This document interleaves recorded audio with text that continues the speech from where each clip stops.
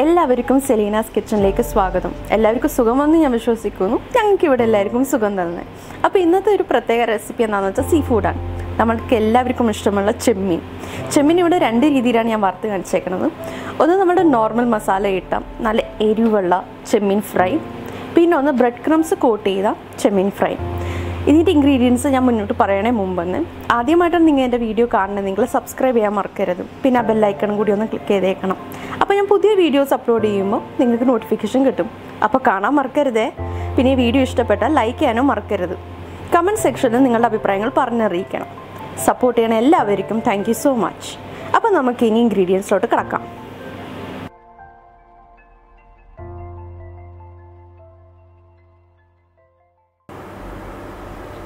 നമ്മൾ ഇന്ന് ഇവിടെ ഉണ്ടാക്കാൻ പോകുന്നത് രണ്ട് തരത്തിലെ പ്രോൺസ് ഫ്രൈ ആണ്. അപ്പോൾ ഞാൻ ആദ്യം കൂട്ട് പറയാൻ പോണത് പ്രോൺസ് ഫ്രൈ നമ്മൾ ബ്രെഡ് ക്രംസ് ചേർക്കാത്തതിൻ്റെ. അതിന് നമുക്ക് വേണ്ടത് മെയിൻ ഇൻഗ്രീഡിയൻസ് കുറച്ച് പ്രോൺസ് നല്ലോണം കഴുകി വൃത്തിയാക്കിയത്, കാശ്മീരി മുളക് പൊടി 1 ടീസ്പൂൺ, മഞ്ഞൾപ്പൊടി 1/4 ടീസ്പൂൺ, ഇഞ്ചി വെളുത്തുള്ളി ചതച്ചത് കുറച്ച്, പിന്നെ നാരങ്ങൻ്റെ ജ്യൂസ് 1/2 നാരങ്ങൻ്റെ ജ്യൂസ്, ഉപ്പ് ആവശ്യത്തിന്, പിന്നെ എണ്ണ വേണം. ഇനി ഞാൻ പറയാൻ പോണ കൂട്ട് നമ്മൾ ബ്രെഡ് ക്രംസ് ചേർത്തുണ്ടാക്കണതിൻ്റെ. അതിൽ വേണ്ടത് പ്രോൺസ് നല്ലോണം കഴുകി വൃത്തിയാക്കിയത്, ജീരകം ചതച്ച് വറുത്ത് ചതച്ച് പൊടിച്ചത് 1/2 ടീസ്പൂൺ, ഗരം മസാല 1/2 ടീസ്പൂൺ, കശ്മീരി മുളക് പൊടി 1 ടേബിൾ സ്പൂൺ, ഉപ്പ് ആവശ്യത്തിന്, കോൺസ്റ്റാർച്ച് 2 ടേബിൾ സ്പൂൺ. കോൺസ്റ്റാർച്ചാണ് കേട്ടോ, കോൺഫ്ലോർ അല്ല. കോൺഫ്ലോർ ഉപയോഗിച്ചാൽ അത് വ്യത്യാസമാകും. കോൺസ്റ്റാർച്ചാണ് ഉപയോഗിക്കേണ്ടത്. പിന്നെ കുറച്ച് ബ്രെഡ് ക്രംസ് വേണം.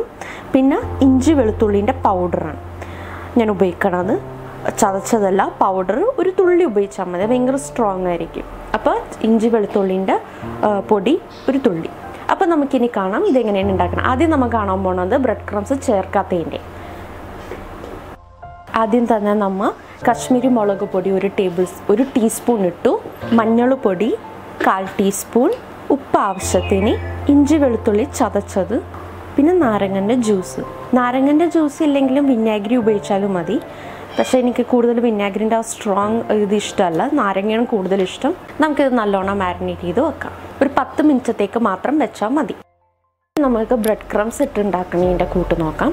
പകുതി നാരങ്ങൻ്റെ ജ്യൂസ്, ആവശ്യത്തിന് ഉപ്പ്, ഇഞ്ചി വെളുത്തുള്ളിൻ്റെ powder, cornstarch 2 tablespoon, Kashmiri മുളക് പൊടി 1 ടേബിൾ സ്പൂൺ. ഇനി നമുക്കിതെല്ലാം കൂടി നല്ലോണം മിക്സ് ചെയ്യാം. കുറച്ച് വെള്ളം. നമുക്കിതിനി 10 മിനിറ്റത്തേക്ക് മാറ്റി വെക്കാം. അപ്പോൾ നമ്മൾ ഒരു 10 മിനിറ്റിന് ശേഷം ബ്രെഡ് ക്രംസിൻ്റെതാണ് നമ്മൾ കാണിക്കാൻ പോണത്. 10 മിനിറ്റിന് ശേഷം കോൺസ്റ്റാർച്ച് കലക്കി വെച്ച വെള്ളത്തിൽ മുക്കി ബ്രെഡ് ക്രംസ് കോട്ട് ചെയ്ത് വറുക്കാൻ പോണേ.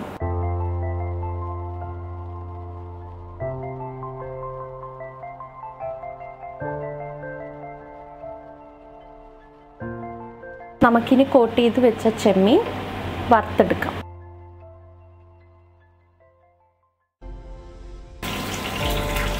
അപ്പം നമ്മൾ ബ്രെഡ് ക്രംസ് കോട്ട് ചെയ്ത് പ്രോൺസിനെ വറുത്തെടുത്തു. ഇനി നമുക്ക് മസാല ഇട്ട് വെച്ചത് വറുത്തെടുക്കാം.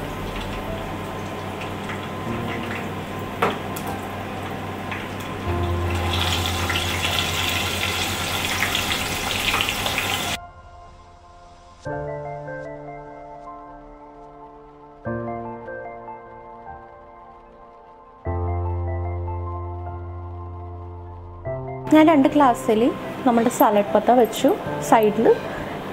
ഇനി ആ ബ്രെഡ് ക്രംസ് ഇല്ലാതെ നമ്മൾ മസാല ഇട്ട് വറുത്ത ചെമ്മീനെ നമുക്ക് നല്ലോണം ഒന്ന് പ്ലേറ്റ് ചെയ്യാം. അതേപോലെ തന്നെ ബ്രെഡ് ക്രംസ് ഇട്ട് വറുത്ത ചെമ്മീനെയും നല്ലോണം പ്ലേറ്റ് ചെയ്യാം.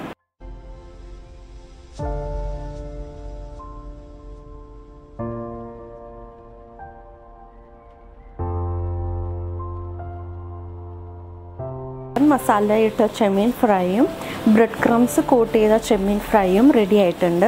ഞാൻ ബ്രെഡ് ക്രംസ് കോട്ട് ചെയ്ത ചെമ്മീൻ ഫ്രൈയിലെ മുകളിൽ ചിപ്പോട്ട്ലി സോസാണ് ഡ്രിസിൽ ചെയ്തേക്കണത്. ചിപ്പോട്ട്ലി സോസ് വേണമെന്നില്ല, എനിക്കിഷ്ടം അതാണ്. ഇത് കെച്ചപ്പോ മയോണൈസോ എന്തിൻ്റെ ഒപ്പം അത് കഴിക്കാം, നല്ല ടേസ്റ്റാണ്. നിങ്ങൾക്ക് ഈ വീഡിയോ ഇഷ്ടപ്പെട്ടെന്ന് ഞാൻ വിശ്വസിക്കുന്നു.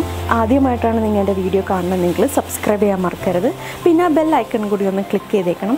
അപ്പോൾ ഞാൻ പുതിയ രുചികരമായ വീഡിയോസ് ഇടുമ്പോൾ നിങ്ങൾക്ക് നോട്ടിഫിക്കേഷൻ കിട്ടും. അപ്പോൾ കാണാൻ മറക്കരുത്. നിങ്ങൾക്ക് ഈ വീഡിയോ ഇഷ്ടപ്പെട്ടാൽ ലൈക്ക് ചെയ്യാനും മറക്കരുത്. ഈ വീഡിയോ നിങ്ങളുടെ ഫാമിലിയും ഫ്രണ്ട്സുമായിട്ട് ഷെയർ ചെയ്യണം.